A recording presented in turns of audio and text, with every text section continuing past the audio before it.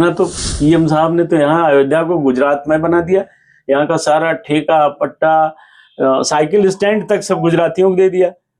हम आपसे अच्छा मुलायम सिंह को मानते हैं कि उन्होंने लोकतंत्र सेनानी बना दिया। में जो 50% अपराधी छिपे हैं तो वो अपने गुरु को पहले पांव दबाएंगे, पहले सेवा करेंगे, फिर पांव दबाएंगे, फिर गला दबाएंगे। बात सही है कि 90% महंत बिहार के हैं। वो संतों की परंपरा है अयोध्या में। यही आप उनको आप कहिए ना कि वो अहिर थे, तो अहिर थे तो इतने बड़े सिद्ध थे।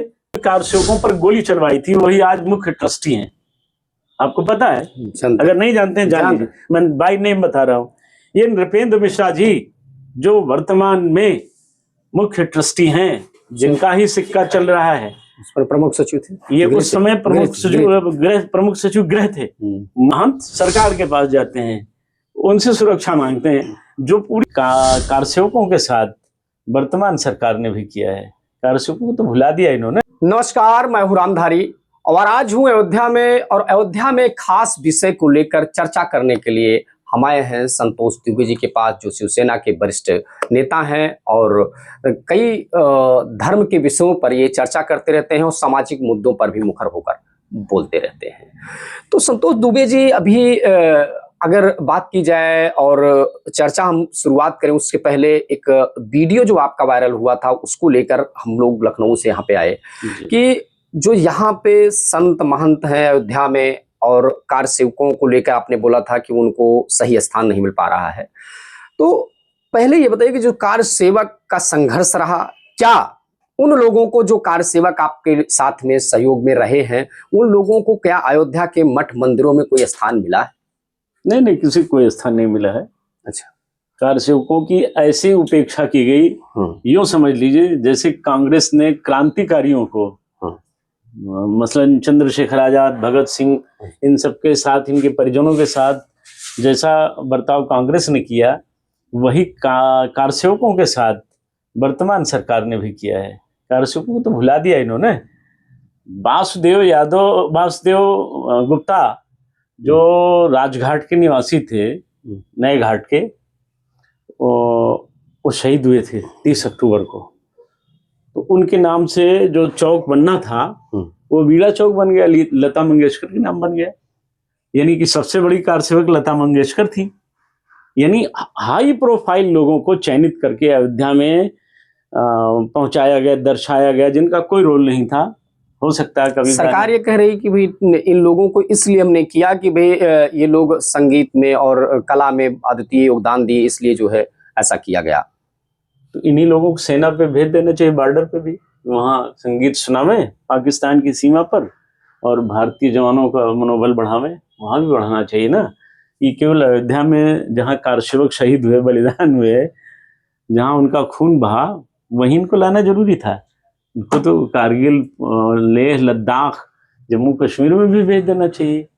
तो ये बातें केवल सरकार या जो लोग भी करते हैं, केवल भरमाने की बात करते हैं।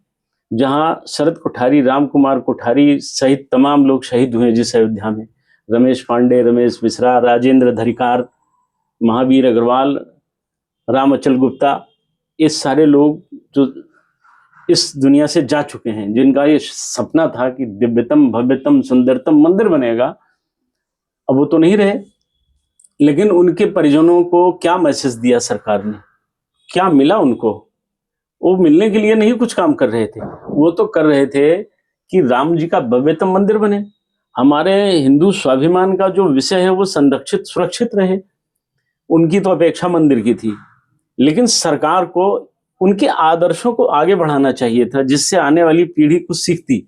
आज की पीढ़ी कहाँ चली जा रही है? सब मोबाइल में भटक गई। प्राण प्रतिष्ठा कार्यक्रम में भी बुलाया गया कि आप लोगों को, या इस तरीके के लोगों को? नहीं, ऐसे किसी कारसेवकों को थोड़ी बुलाया गया। वो सलमान खान बंधु और कौन कौन बुलाए जाएंगे? वो अडानी अंबानी बुलाए जाएंगे, जिनके पास धन है। मालदार लोगों को बुलाया जाएगा, माल सेवकों को बुलाया जाएगा, कार सेवकों को नहीं बुलाया जाएगा। बड़ी बात कह रहे हैं। हाँ, मैं सच कह रहा हूँ ना। मैंने एक शो में देखा, टाइम्स नाउ, नवभारत टाइम्स के शो में मैंने देखा, उसमें हमें दिखाया गया कि प्रधानमंत्री जी ने संतोष दुबे जी को निमंत्रण भेजा है। लेकिन निमंत्रण कहाँ चला गया रास्ते में मुझे पता नहीं है, मिला तो नहीं मुझे, और निमंत्रण मुझे चाहिए भी नहीं था। स्वांतः सुखाय तुलसी रघुनाथ गाथा।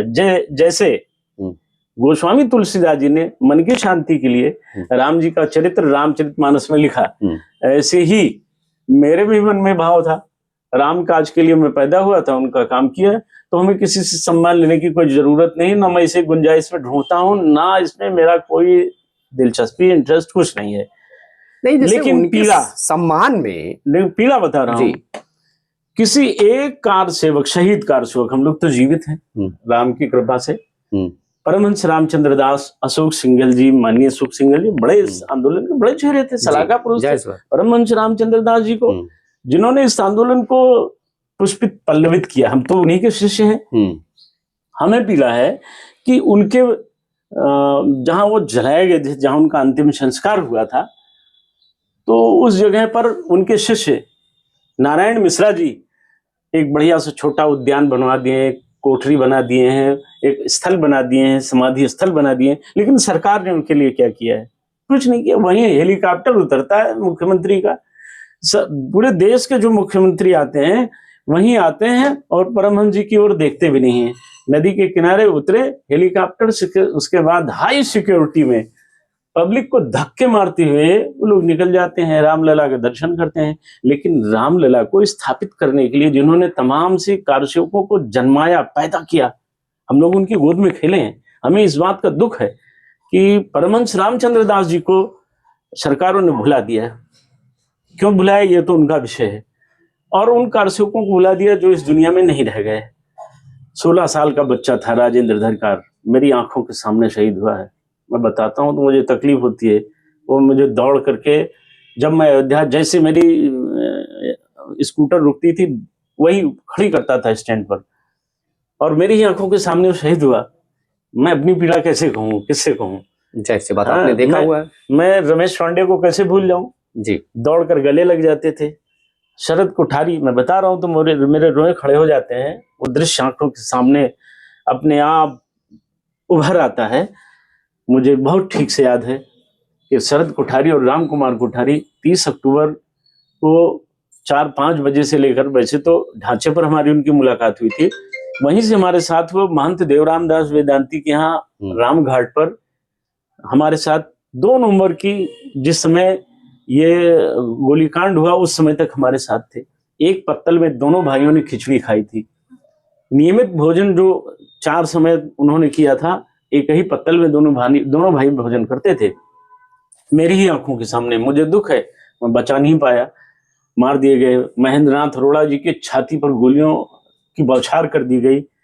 मैं खुद भी 4-4 गोली खा करके घायल था, तो मैं इस स्थिति में नहीं था। हम लोगों को कोई अपेक्षा नहीं है, हम लोगों को अपेक्षा एक है कि जो नहीं रह गए उनके सम्मान में इस सरकार को, वर्तमान सरकार में, हिंदुनिष्ठ सरकार है, कहते तो आप यही है, वस्तुतः तो आप है नहीं। अगर होते तो आप वो करते। हम आपसे अच्छा मुलायम सिंह को मानते हैं कि उन्होंने लोकतंत्र सेनानी बना दिया।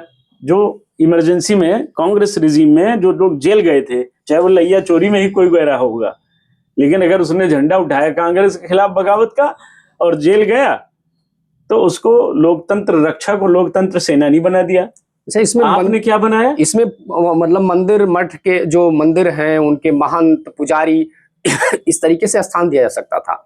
लेकिन क्या ऐसा हुआ? इस तरीके की चीजें बाहर के लोग का भी आपने एक बार जिक्र किया था कि बाहर के लोग आए हैं, तो इस पे क्या है? अब यही थोड़ा सा विषय है जी कि नकली शंकराचार्य को स्थान में मिल जाता है। यहाँ वासुदेवानंद को नकली शंकराचार्य, सुप्रीम कोर्ट ने कहा, मैं नहीं कह रहा हूँ, सुप्रीम कोर्ट ने कहा। और तमाम नकली लोगों को यहाँ नक्कालों को बैठा दिया जाता है। जिन लोगों ने इस पूरी लड़ाई को लड़ा, पुराने लोगों ने, उनको भुला दिया गया। उस ट्रस्ट में अयोध्या का कोई व्यक्ति नहीं है, लोकल कोई नहीं है। राजा साहब अयोध्या थे, उनका निधन हो गया, कोई दूसरा राजा साहब बना दिया जाएगा। कोई अयोध्या के वह व्यक्ति नहीं बनेंगे जो सर्वमान्य हो, गणमान्य हो, धर्ममान्य हो, राष्ट्रमान्य हो। ऐसा कोई व्यक्ति नहीं आएगा वहां। कोई गुजराती, जन सामान्य कोई नहीं आया। जन सामान्य की तो सोच ही अलग कर दीजिए। जन सामान्य, इन सरकार में जन सामान्य जैसे लोगों की कोई आवश्यकता नहीं होती है। वहां विशेषकर अडानी अंबानी जैसे लोगों की आवश्यकता है। भला हो योगी आदित्यनाथ का कि थोड़ा बहुत वो आकर के मरहम लगा देते हैं, वरना तो पीएम साहब ने तो यहाँ अयोध्या को गुजरात में बना दिया। यहाँ का सारा ठेका पट्टा, साइकिल स्टैंड तक सब गुजरातियों को दे दिया। 55 रुपए में चाय बिकने लगी। वो तक्ष रावल है गुजरात का व्यापारी, 55 रुपए में लिखा है सबरी की चाय। सबरी की चाय क्या है, हास्यास्पद है। लूट रहे हैं। वही सड़क बनती है, 2 महीने बाद तोड़ दी जाती है, 2 महीने बाद टूटी, फिर बनना शुरू होगा, फिर टूटे। साल भर में 5-5, 6-6 बार सड़कें तोड़ी जा रही हैं। पब्लिक को कितनी परेशानी होती है। ऊपर ये जो राम पथ है, इसी पर मुख्यमंत्री ने कहा कि एक भी मांस की और मदिरा की दुकान नहीं रहेगी। आप चले जाइए, कम से कम 500 मांस की दुकानें, अंडे की, मुर्गी की, बकरे की। हाँ, एक हमारे कहा गया था कि भाई मांस और मछली जो है मदिरा नहीं बिकेगा। हाँ, और ये सब हो रहा है जी। हम तो यही धन्यवाद दे रहे हैं कि गौमांस नहीं बेचवा रही है सरकार, विदेशों को सप्लाई कर रही है। हो सकता है सरकार से भगवान ने कहीं सद्बुद्धि दे रखा है, इसे बचाए रखो, नहीं ये भी कर देते। यहाँ राम पथ है मान्यवर, ये राम पथ है, नाम है राम पथ, और बिक क्या रहा है, सब मांस मदिरा बिक रही है। इस पर हमने कई बार टोका टोकी की, अधिकारियों को पत्र दिया। अधिकारी तो ही सरकार चला रहे हैं, सरकार में बैठे लोग सरकार नहीं है, अधिकारी सरकार चला रहे हैं। अधिकारी सारे पत्रों को रद्दी की टोकरी में फाड़कर यूं फाड़ फेंक देते हैं जैसे लगता है उनका समाज से कोई सरोकार नहीं है। वो कभी रिटायर नहीं होंगे, वो मरेंगे नहीं, अजर अमर है। वो नौकरी सदा उनके साथ रहेगी लाखों वर्ष, इस तरह वो काम करते हैं। तो ये बहुत बड़ी समस्या का एक जो समाधान होना चाहिए था वो हुआ नहीं। अब इसके लिए किसी समय ऐसा आएगा कि जैसे नेपाल में लोगों ने किया, वैसे ही अयोध्या के लोग एक दिन लाठी उठाकर खड़े होंगे और सारे इन दुकानदारों को खदेड़ेंगे। तब यहाँ बाप बाप चिल्लाया जाएगा कि ये तो मुझे मारा जा रहा है। लेकिन एक का भी लाइसेंस नहीं है। मैंने फ्रूट विभाग के लोगों से पूछा, खाद्य विभाग के लोगों से पूछा, यहाँ के पूर्व जिलाधिकारी से पूछा, उन्होंने कहा किसी का लाइसेंस नहीं।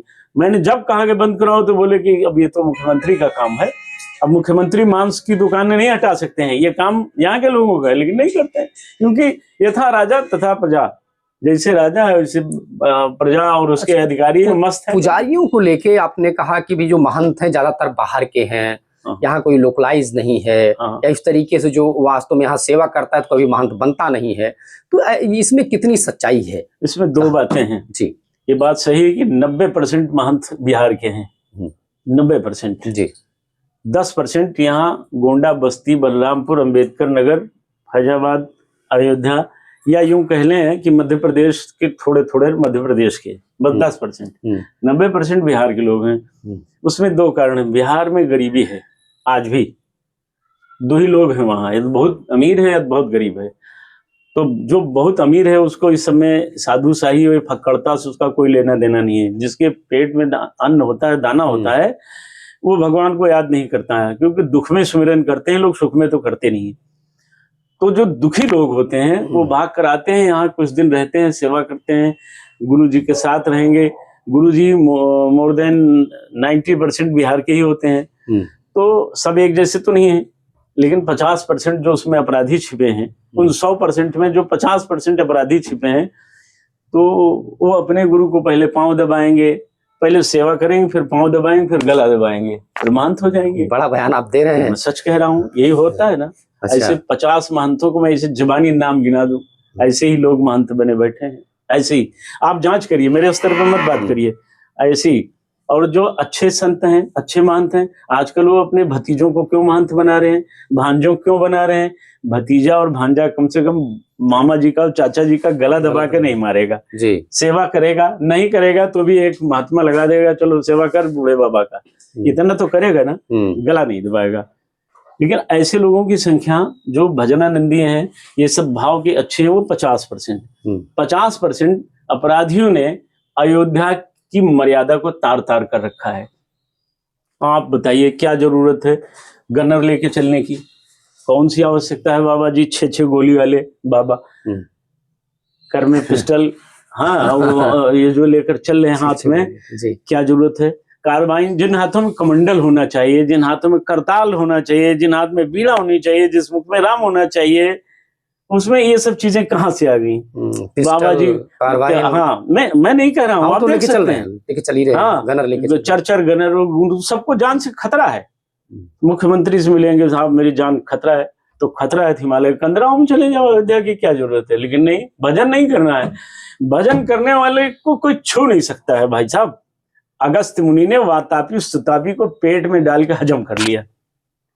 दुर्वासा मुनि ने बड़े बड़े राक्षसों को राइट टाइम कर दिया। अरे भाई, महंतों के पास, संत के पास लोग जाते थे जब बहुत बुरी स्थिति आती थी जी बचने के लिए। हाँ, बचने के लिए। और महंत संत जब खुद बचने का रास्ता खोज रहा महंत हो, जाते हैं सरकार के पास जी हाँ, वो महंत सरकार के पास जाते हैं, उनसे सुरक्षा मांगते हैं। जो पूरी दुनिया को सुरक्षा देने वाला है, जब वो सुरक्षा मांगने लग जाता है तो भजन की मर्यादा कहाँ बचेगी, आप बताइए।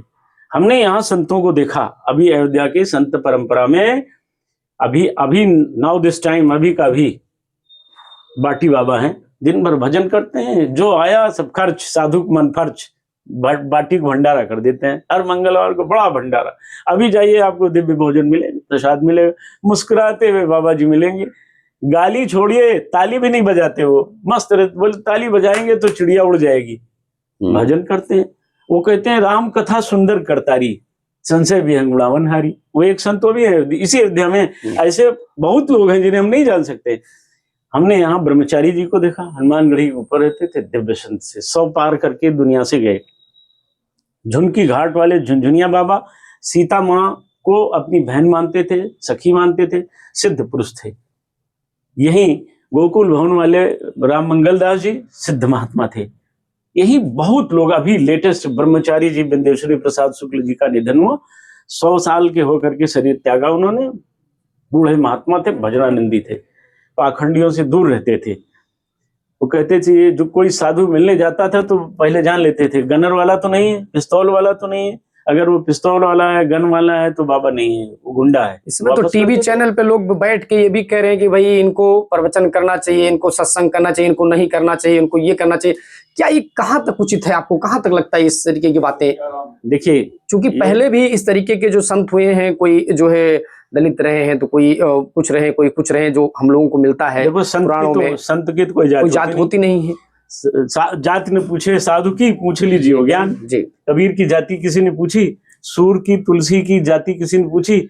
हाँ, ये अलग बात है कि आजकल वामपंथी और कुछ दलित पंथी विचारधारा एक नई चाइना वगैरह की स्टाइल में पैदा हो गई। चाइना और पाकिस्तान इन लोगों को प्रोजेक्ट करता है, पैदा हो गई है। तो वो कहती है नहीं, ये बाबा साहब का मिशन, तो ये उनका मिशन, तो उनका मिशन। मूलतः इस देश को रैदास जैसे मिशन की जरूरत है, जो गंगा मैया से कहते हैं कि मन चंगा तो कठौती में गंगा, लो पंडिताइन अपना कड़ा आप ले लो, गंगा जी मेरी कठौती में है। क्या वो दलित नहीं थे क्या? किसने पांव नहीं छुए उनका? कौन नहीं झुका? राणा प्रताप की वंशधर, मेवाड़ की महारानी मीराबाई उनकी शिष्या बनी और लिखा, पायो जी मैंने राम रतन धन पायो। कौन कहता है दलित वलित? सब ये मुस्लिमों का खेल है, पीछे से हिंदुओं को लड़ाने और चाइना के भ्रमजाल में हमारे देश के कुछ पॉलिटिशियन ग्रुप जो गटर पॉलिटिक्स कर रहे हैं उनसे। लेकिन इससे बहुत देर फर्क नहीं पड़ता। ये सावन की बदली है, 15 दिन सावन, 15 दिन भादो रहती है, शेष के 11 और 10 महीने सूर्य भगवान चमकते रहते हैं। इनकी भी जरूरत है। ये कालनेमी और स्वर भानु नहीं होंगे तो समुद्र मंथन में समस्या आएगी, अमृत बांटने में दिक्कत आएगी। इनकी भी जरूरत होती है। लेकिन जो हमारे देश के मूल कथावाचक स्वामी राजेश्वरानंद जी, क्या भाई साहब, उनकी कथा सुनिए। वो कहते थे 1000 सुने तो 800 के मन में वैराग्य उत्पन्न हो जाए, तब कथा है। आज क्या है? मौसम भीगा भीगा, डम डम डीगा डीगा, तो कोई मुरारी डाकू है तो कोई फलाने डाकू है। डाकू लोग कथा कहने से पहले वेश्याओं की तरह, नर्तकियों की तरह धन तय कर लेते हैं, साई और सट्टा बांधते हैं। ऐसे वेश्याएं पहले बांधती थी, वो करने लगे। अभी अवधेशानंद गिरी जी को सुनिए, देश का सबसे बड़ा विद्वान व्यक्ति। आप जगत गुरु शंकराचार्य स्वामी अभिमुक्तेश्वरानंद जी को सुनिए, स्वामी निश्चलानंद जी को सुनिए। विद्वता की पराकाष्ठा है। बहुत से संत हैं, बोलते हैं तो भद्राचार्य जी कह रहे हैं कि वो शंकराचार्य है ही नहीं। अरे छोड़ दीजिए, वो खुद उनकी आंख नहीं तो बेचारे वो विकलांग आदमी है, उनकी बात छोड़ दीजिए। उनका जायका खराब हो जाएगा, उनका नाम न लीजिए। हम संत की बात कर रहे हैं, असंतों की नहीं। ये कालनेमियों की बात नहीं करना चाहते हैं। वो कौन संत है? राम भद्राचार्य, वो भी प्रेमानंद जैसे दिव्य संत पर टिप्पणी कर बैठता हुआ आदमी। एक तो तुम्हें भगवान ने आंखें नहीं दी, उन्होंने तुम्हें ब्राह्मणों में भी भेद किया कि अरे अभी तो उस व्यक्ति ने दलितों पर टिप्पणी की, फिर यादवों पर टिप्पणी की, जो कोई नहीं मिला तो ब्राह्मणों की टिप्पणी कर दिया, हाय अल्लाह पाणे में पाणे। अब इसमें भी ब्राह्मणों में भी ब्राह्मण ढूंढने लगे। यादवों में बताया कि वो कृष्ण भगवान यादव नहीं थे। अच्छा तू ही बता दो बाबा वो क्या थे, तुम्हारी आंख से तो दिखा नहीं, कान में कृष्ण भगवान बता गए होंगे कि मैं यादव नहीं हूं। उनके ही बारे में कहा गया, ताही हीर की छोहरिया छछिया भर छाछ पर नाच नचावे। आखिर किसके लिए कहा गया? भगवान कृष्ण के लिए। तो अब ये अंधा आदमी है, ये संधकासुर को हम क्या कह सकते हैं? ये आज के लेटेस्ट राक्षस हैं, जो प्रेमानंद जैसे दिव्य संत को, जो राधा राधा राधा राधा, भाई साहब सुनिए ना, पूरा विश्व सुन रहा है उस व्यक्ति को, और जाति पाति से दूर कोसों दूर खड़े हुए महासंत को ये आदमी अपमानित करता है। क्रोध आता है कि तुम ये 4 आने का ब्लेड लेके जटाजूट बना करके और झूठा करते हो, रे रे रे रे रे रे अलहितों की तरह। ये कथा है क्या? कथाकार किसी की निंदा नहीं करता है, वो सत्य के साथ खड़ा होता है। धर्ममचर सत्यम वद, ये क्या कर रहा है? तो ये सब नौटंकी है, सरकारी संत हैं। सरकार ने कहा कि ऐसे बोलो बाबा, हाँ अरे मोदी जी आप मेरे मौसा हैं, मैं आपकी बात मानूंगा, मैं आपका बेटा हूं, मैं भले बोलूंगा। ओवैसी उसको डांट दिया मोदी ने, ओवैसी बिहार के चुनाव में तुमको सारा मुसलमान खड़ा करना। अरे हुजूर आप तो मेरे अब्बा जान है, हम आपके आदेश का पालन करिए। ये सरकारी पालतू लोग हैं, इन्हें पाला जाता है, ये पलते हैं, पढ़ते हैं, पोसते जाते हैं सरकार के द्वारा। इनको बताइए, इन बाबाओं को क्या सुरक्षा की जरूरत है? आप बताइए, देवर्षि नारद जी को कोई सुरक्षा की जरूरत पड़ी?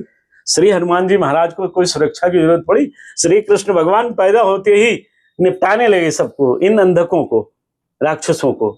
हाँ, वो श्रीधर पंडित तभी तो गया था, वही श्रीधर आज भी है, वही विकलांग बने ऐसे घूमा करते हैं। तो ये संतों की जो परंपरा है हमारे इसी अयोध्या में, स्वामी राम सुखदास जी यहीं रहे हैं, इतने बड़े बड़े संत भाई साहब, राम पदार्थ दास वेदांती जी, मणिराम दास जी, रघुनाथ दास जी, इतने बड़े बड़े संत थे। एक भंडारे में तेल खत्म हो गया तो उन्होंने शिष्यों से कहा जाओ सरजू मैया से मांग लो, मैंने भेजा है। तो कहा सरकार चिट्ठी लिख दीजिए। उन्होंने भोजपत्र पर 4 लाइन लिखी, देसी घी खत्म हो गया है, माँ भेजो कल वापस आएगा।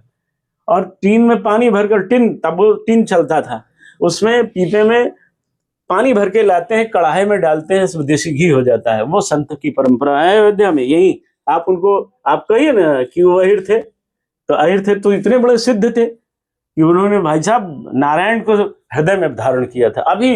अभी वो बघई बाबा थे। अब जाति के आधार पर संतों में विभाजन क्या तमाशा कर दिया है। हाँ, कुछ लोग ये गंदगी करते होंगे तो उनकी वजह से पूरा समाज गंदा नहीं हो सकता है। यही मैं बता रहा हूं, हनुमानगढ़ी पर जब अयोध्या में गोली चली कार सेवकों पर, तो हनुमानगढ़ी के लोगों से जो अयोध्या में नाराजगी रहती है वो बड़ा कारण है। इन्होंने अपने दरवाजे बंद कर लिए। आपको दरवाजा खोलना चाहिए था, आपको खड़े होना चाहिए था। आप तो घर से निकले थे तिलांजलि देकर ना, अपना सब मुड़ा के चले थे ना, तो फिर डर किस बात का लगा? आज कम से कम एक साधु अयोध्या का बोलता है, हनुमानगढ़ी का राजू दास। मुझे प्रसन्नता है हिंदुत्व पर, वो आदमी मुखर प्रखर एक अच्छी चीज, नई चीज निकल कर आई, उसकी बहादुरी को दाद देते हैं। ये संत हैं कि कम से कम धर्म के लिए, राष्ट्र के लिए बोलते हैं। यही समय की मांग है। बाकी लोग, बाकी कारसेवकों पर राजू दास भी कई बार आप देखे होंगे जो आप शब्द का प्रयोग कर देते हैं। तो हनुमानगढ़ी का असर रहेगा ना, बिहार वाला न रहेगा कुछ न कुछ, तो उससे क्या वो वंचित हो जाएंगे? माटी अंजल वहीं का है। हाँ, तो ऐसी गलती सबसे हो सकती है, पर वो हमारे लिए तो छोटे भाई समान है, इसलिए हम भी कहते हैं कि चलो भाई ठीक है, कम से कम हिंदू हितों में वो आदमी बोलता रहता है, कुछ बोलता है। स्वामीनाथ जैसे बेवकूफों को कम से कम उसने जूते मारे, कुछ किए। तो लड़ने भिड़ने में, युद्ध में सब होता है। जब पूरी भाजपा स्वामीनाथ को गिरफ्तार नहीं करा पाई तो कम से कम राजू दास ने विरोध तो किया। आप बताइए, उसने मुख्यमंत्री को कहा, आदित्यनाथ को, वो नेवल भाजपा अगर सांप है तो हम नेवला हैं। और वो नेवला फिर, अरे वो भी तो भाजपा के मंत्री ही थे। हाँ, भाजपा में मंत्री था। भाजपा ने ऐसे ही नहीं, वो महबूबा मुफ्ती को भी तो बना दिया था, जिसने हजारों हिंदुओं की हत्याएं करवाई और अपनी किडनैपिंग स्वयं करा ली थी। तो वो तो कर ही देते हैं, ये गलती इनसे होती रहती है, लेकिन इससे देश का नुकसान हो रहा है। मेरी अपनी अपेक्षा है कि आज वर्तमान भारत में संतों को अपनी परंपरा को शक्तिशाली बनाते हुए, एक जाकिर नाइक बोलता है तो 50 लाख मुसलमान उसके साथ खड़े हो जाते हैं। ये बाबा क्यों नहीं बोलते? इन बाबाओं को किससे डर लगता है? इनको भी हिंदुत्व पर बोलना चाहिए। देवकी नंदन ठाकुर बोलते हैं ना, नहीं डरते किसी से, बहादुर आदमी बोलता है एक आदमी। कम से कम धीरेन्द्र शास्त्री हिंदुत्व पर बोलते तो हैं, ये अच्छी बात है, बोलते हैं। वो एक नरसिम्हानंद देती जी हैं, हिंदुत्व पर बोलते हैं, वो वंदनीय लोग हैं। शादवी रितंबरा जैसे लोग हैं, हिंदुत्व पर प्रखर होकर बोलते हैं। हम आपको बताएं ऐसे, अब आपने अभी कारसेवकों की बात की थी, मैं ऐसे 10 कारसेवकों को बताता हूं जो इस केस में आरोपी रहे। भाई गांधी यादव आजकल गजानंद दास साधु हो गए हैं, उनको पूछा नहीं गया। यहीं कमलेश त्रिपाठी जी रहते हैं, उन्हें पूछा नहीं गया। त्रिलोकीनाथ पांडे जी और राम सखा कहे जाते थे, यहाँ पूरे मुकदमे में वो लड़ते थे, विश्व हिंदू परिषद की ओर से पैरवी करते थे। उनको पूछा नहीं गया, उनके परिजनों को बुलाया नहीं गया, उनकी अंत्येष्टि क्रिया में तक में कोई लोग शामिल होने नहीं गए। ऐसे बहुत सारे उदाहरण हैं कि इन लोगों ने सबको दरकिनार किया। और एक बात बता दें, जैसा आप बोएंगे काटना तो आपको भी पड़ेगा ना। जिन लोगों ने कारसेवकों पर गोली चलवाई थी वही आज मुख्य ट्रस्टी हैं, आपको पता है? अगर नहीं जानते हैं जान लीजिए, मैं बाय नेम बता रहा हूं।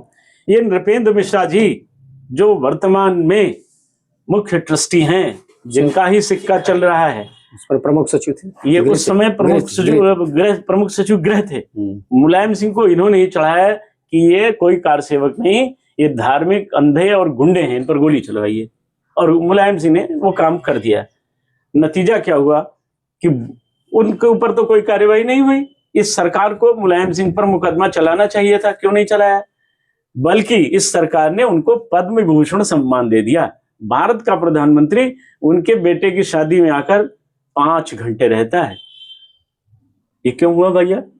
कारसेवक इसका मतलब आपकी दृष्टि में गलत थे, और अगर कारसेवक गलत थे तभी तो आप यहाँ तमाम लोगों को महिमा मंडित कर रहे हैं। लेकिन किसी एक कारसेवक को पूछा नहीं गया, किसी के परिजनों की हाल नहीं ली गई। मैंने तो पहले ही घोषणा कर दी थी कि हमारा 40 वर्ष पूरा होगा 30 जनवरी को। मैं अपने घर से प्रतिज्ञा के अनुसार नंगे पांव अपने सभी साथियों के साथ पैदल जाऊंगा रामलला के दर्शन करने। मैंने 22 तारीख को अयोध्या की ओर देखा नहीं, हमने यही यज्ञ किया, हवन किया, पूजन किया, प्रसन्नता मनाई। हमारे जीवन के सबसे बड़े खुशी का दिन था। लेकिन मैं नहीं गया, मैं 30 तारीख को गया, रामलला के दर्शन किए और प्रभु से मैंने कहा, प्रभु आपकी माया आप ही जानो, कालनेमियों को भी आप ही पैदा करते हो और हनुमान जी भी आपके ही दूत है, आपकी इच्छा।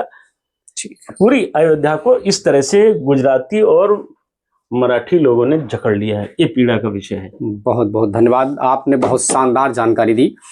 संतोष दुबे जी ने जो बताया, बेबाकी से हर एक बात को, हर एक मुद्दे को इन्होंने रखा, और जो शायद आप लोगों को भी पसंद आएगा।